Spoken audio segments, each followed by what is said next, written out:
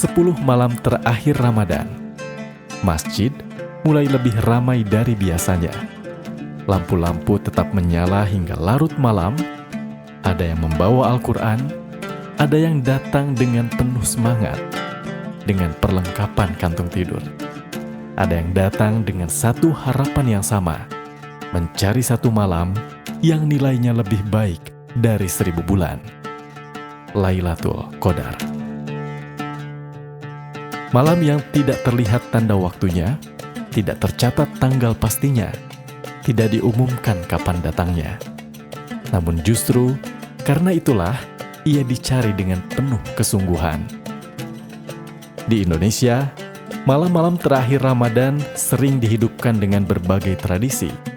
Masjid penuh dengan jamaah yang iktikaf, qiyamul lail berjamaah, tadarus bersama, sahur di masjid, bahkan ada yang mendirikan tenda kecil untuk bermalam.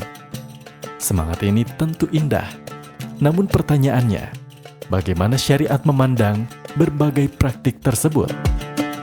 Apakah semua bentuk semangat itu selaras dengan tuntunan Rasulullah SAW atau ada batas-batas yang perlu kita pahami?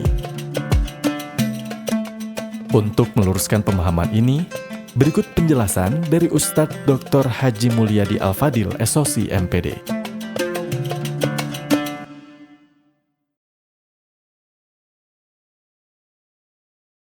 Bismillahirrahmanirrahim. Assalamualaikum warahmatullahi wabarakatuh. Sahabat MKFM, memang banyak tradisi tentang Ramadan ini ya, dan tradisi di Indonesia tentu menjadi tradisi yang baik, yang baiknya dalam menghidupkan Ramadan. Apalagi di 10 hari terakhir bulan Ramadan, saatnya meraih pahala yang luar biasa, saatnya meraih kebaikan yang disebutkan di dalam Al-Quran, khairu min alfi syahrin, lebih baik dari 1000 bulan. Itulah malam Lailatul Qadar. Sebagian masjid biasanya mengadakan qiyamul lail berjamaah selama 10 malam terakhir. Apakah hal tersebut juga sesuai sunnah Ustadzah? Atau memang ada panduan khususnya agar tidak keluar dari esensi iktikaf sebagai ibadah personal ini? Baik, bagi kita semua sesungguhnya meraih Lailatul Qadar ini merupakan amal fardiyah. Jadi amal tersendiri, amal pribadi-pribadi. Dan boleh jadi berbeda pendapat para ulama, apakah misalkan yang dihadir dalam satu masjid yang sama semuanya dapat kesempatan yang sama atau setiap orang berbeda. Wallahu alam ya. Tetapi kita harus berusaha meraihnya. Hanya memang ada tradisi di negeri kita, ada itikaf bersama, ada sahur bersama, ada kajian ilmu, ada tadarus bersama.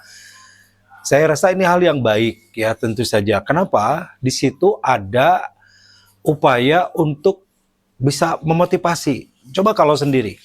Kan mungkin ada pertanyaan, gimana kalau mencari Lailatul Qadar sendiri? Apakah bisa dapat? Bisa. Karena Allah yang menghendaki. Kalau Allah menghendaki kita dapat, insya Allah dapat. Walaupun itu sendiri. Pertanyaan seperti ibu-ibu di rumah, gimana nih di rumah? Apakah bisa dapat Lailatul Qadar? Lailatul Qadar tidak hanya ada di masjid. Di rumah atau di mana saja, sebagaimana Allah kehendaki turun pada satu malam di antara malam-malam terakhir di bulan Ramadan tersebut, khususnya 10 malam terakhir. Namun sekali lagi, ketika berjamaah di masjid bersama-sama, itu memberikan motivasi suasana yang lebih baik. Kalau sendiri mungkin malas, mungkin ngantuk, tapi bersama-sama lihat yang sebelah lagi tadarus, lihat sebelah ini lagi zikir, sebelah sini lagi bersalawat, sebelah sini lagi mengkaji ilmu, kita termotivasi untuk bisa melakukan sebagaimana yang mereka lakukan. Jadi dengan berjamaah tentu akan lebih baik, sekalipun tidak masalah kalaupun kita melakukannya sendiri. Ketika 10 malam terakhir Ramadan, sebagian jamaah ini ada yang mendirikan tenda atau bilik-bilik kecil di area masjid untuk tempat tidur bersama keluarga saat iktikaf. Bagaimana sih sebetulnya Ustaz pandangan syariat mengenai praktik tersebut?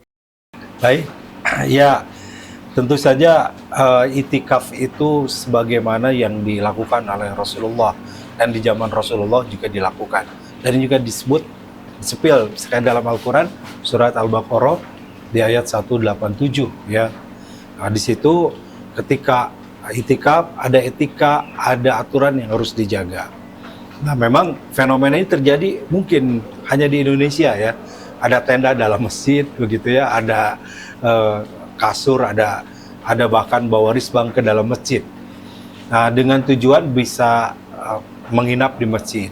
Dari sisi semangat untuk menghidupkan masjid, itikaf di masjidnya, insya Allah itu baik. Namun tentu saja kalau niatnya hanya sekedar pindah tidur, ya berbeda dengan niat yang memburu malam Lailatul Qadar. Karena Rasulullah SAW menganjurkannya itu ihyaul lail. Ihyaul lail itu menghidupkan malam. Artinya nggak tidur malam itu. Kalaupun memang sangat ngantuk, perlu tidur ya secukupnya atau sangat sedikit. Ya, kalau kita merujuk bagaimana yang dilakukan oleh para sahabat, mereka itu, para sahabat radhiyallahu anhum, sejak ba'da Isya sampai menjelang subuh mereka tidak tidur. Ada yang diisi dengan berperbanyak zikir, memperbanyak salat sunat, salat tahajud, memperbanyak doa, itu sampai waktu menjelang sahur tiba. Nah, sekali lagi tidak ada larangan untuk tadi mendirikan tenda atau kasur di dalamnya, tapi harus menjaga etikanya. Satu, bahwa itikaf ini karena di dalam masjid, tentu dijaga aturan-aturan masjid. Rasulullah melarang misalkan satu, jual beli di dalam masjid. Yang kedua, mengotori masjid. Sehingga kalau orang yang itikaf lalu mengotori masjid, ya itu termasuk ada dilarang di dalamnya. Jadi itu etika yang harus dijaga. Nah, termasuk mereka yang junub, haid, junub, misalkan laki-laki yang belum menikah lalu mimpi basah, ya dia tidak boleh di situ, gitu ya. Sebagaimana juga tidak bolehnya wanita haid berdiam diri di masjid. Termasuk juga jangan sampai kemudian yang itikaf di masjid tadi dengan membuat tenda dan sebagainya itu mengganggu kehusuan ibadah yang lain. Ya, maksudnya mungkin baik, ada sebagian membuat tenda dan dibawa anak-anak, ya, bawa keluarga. Seandainya tidak mengganggu, boleh jadi tidak terlalu masalah. Tapi ada yang bawa anak justru malah mengganggu. Suaranya bisa mengganggu kehusuan ibadah yang lain. Ini menjadi hal yang perlu diperhatikan. Sehingga kalaupun akan melakukan seperti itu, perhatikanlah adab-adab di masjid tetap. Perhatikanlah bagaimana syariat beritikaf, fikih itikafnya, sehingga target mendapatkan Lailatul Qadar tadi bisa diperoleh dengan baik. Begitu.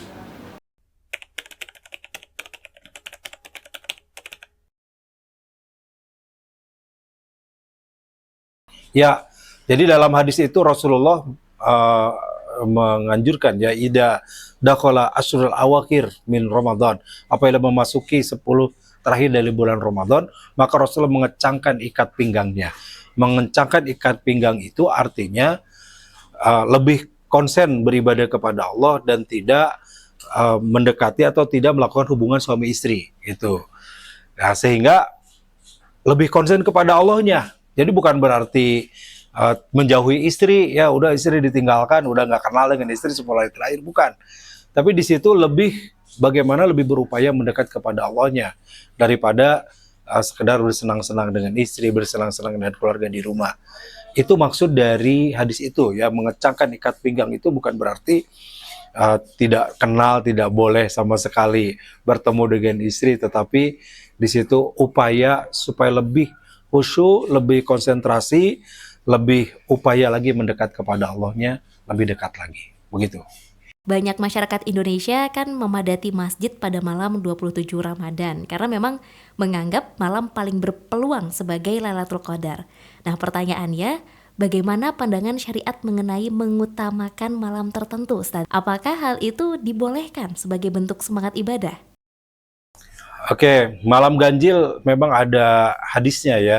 Selain Rasul menyebutkan Ashrul Awakhir, 10 terakhir kemungkinan turun dari Lailatul Qadar itu, juga Rasul menyebutkan lebih berpeluang di malam-malam yang ganjil, ya. Fil witr, witr itu artinya ganjil. Dan di banyak hadis juga para sahabat meriwayatkan ada yang memprediksi bertemu pada satu malam yang itu terjadi pada malam 21, ada yang merasakan ada Lailatul Qadar itu di malam 23, ada ini malam 25, ada di malam 27, bahkan ada di malam 29. Artinya peluang di malam-malam ganjil itu lebih besar daripada di malam-malam genap. Tetapi bukan berarti hanya di malam ganjil, artinya berpeluang juga walaupun lebih besar di malam ganjil, berpeluang juga di malam genap. Sehingga alangkah lebih baik kalau sahabat MKFM juga tidak hanya pada malam-malam tertentu.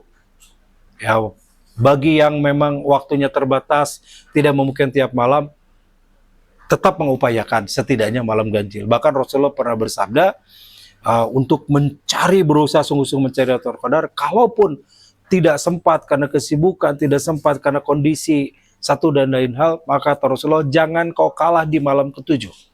Dalam hadis itu ya, riwayat Imam Bukhari. Maksudnya adalah ya minimalnya malam 27 mencarinya.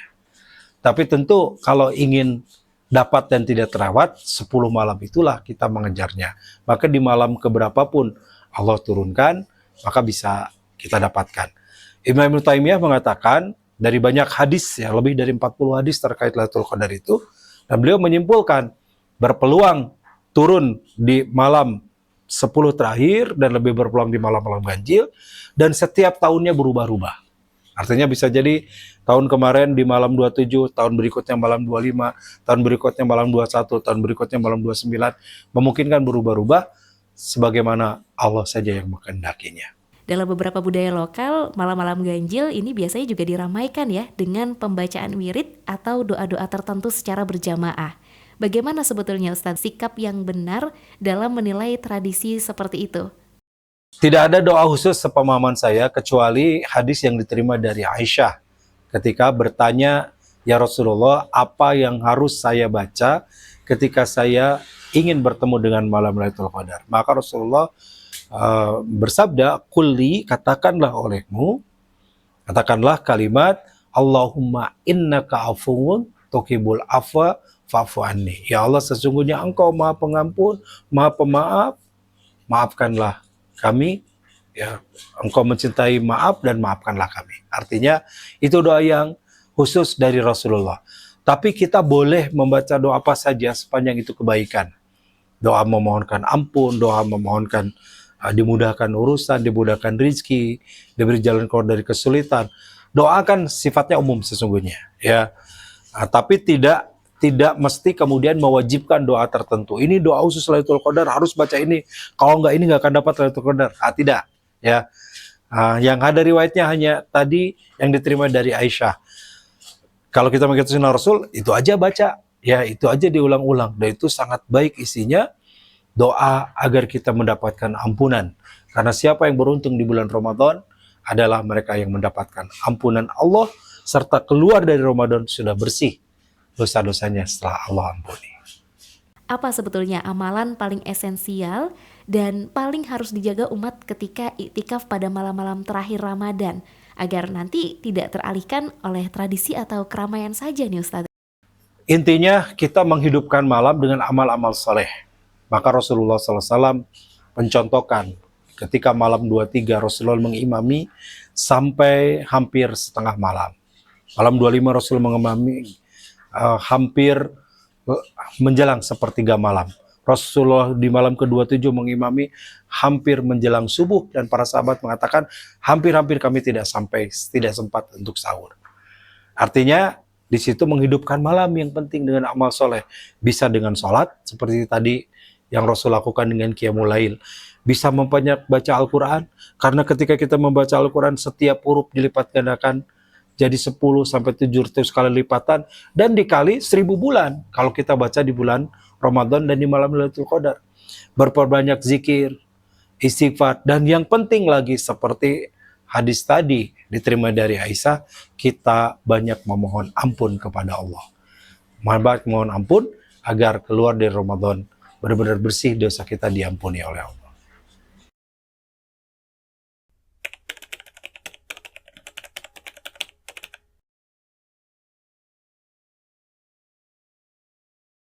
Baik, ya itikaf itu ada beberapa macam begitu ya. Ada yang sesaat saja ketika diniatkan itikaf, ya dia juga masuk itikaf ya. Hanya mungkin sejam sambil mengkaji ilmu dia niatkan itikaf, insya Allah dapat pahala itikaf. Baca Quran, niat hanya dapat 1 juz, selama baca Quran dia masuk ke masjid 1 juz dapat nilai pahala itikaf. Tapi tentu yang sempurna adalah sebagaimana dilakukan Rasul itu masuk ke dalam masjid, artinya untuk beriktikaf, itu di awal 10 malam, di awal 10 malam terakhir, dan tidak keluar kecuali akan ke lapangan untuk melaksanakan salat id. Berarti full tuh, siang, malam, pagi, subuhnya full berada di masjid. Ada juga di antara saudara-saudara kita yang hanya malam saja, karena siang masih kerja, siang masih aktivitas, siang masih kuliah, siang masih belajar, sekolah misalkan, maka malamnya datang ke masjid niat itikaf. Dari kapan? Ba'da Isya sampai subuh. Itu juga boleh. Ya, kemudian juga ada yang bahkan mencari hanya malam-malam ganjil. Bahkan malam ganjil hanya 1-2 malam. Sekali lagi kembali kepada niatnya masing-masing. Nah, bagaimana kalau keluar? Ya, keluar dari masjid. Bagi yang mau itikaf full, maka dibolehkan keluar masjid ketika itu situasi dan kondisi darurat.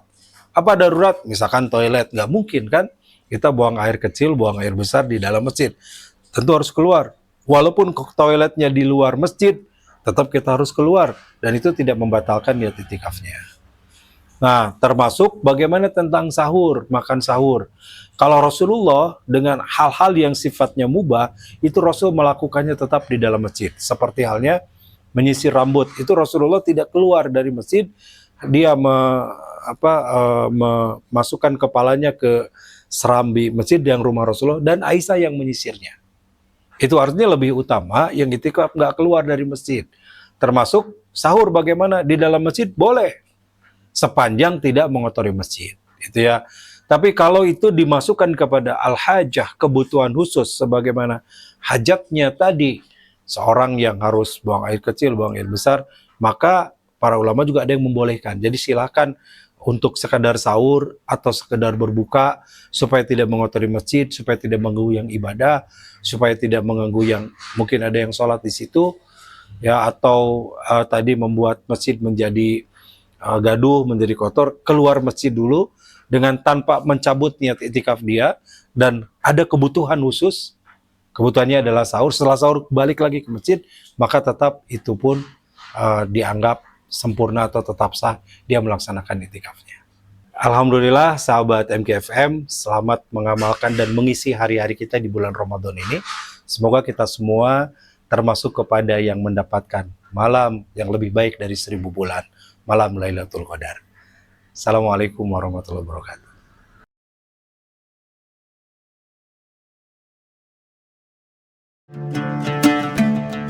Lailatul Qadar bukan malam yang diumumkan. Ia tidak datang dengan tanda yang mudah dikenali. Justru disitulah rahasianya, agar manusia tidak memilih satu malam saja, lalu merasa cukup. Agar hati terus mencari, agar ibadah terus hidup.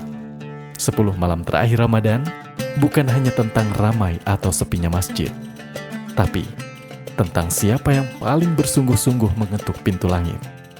Karena jika satu malam itu benar-benar kita temukan, pahala 1000 bulan bukan lagi sekedar angka.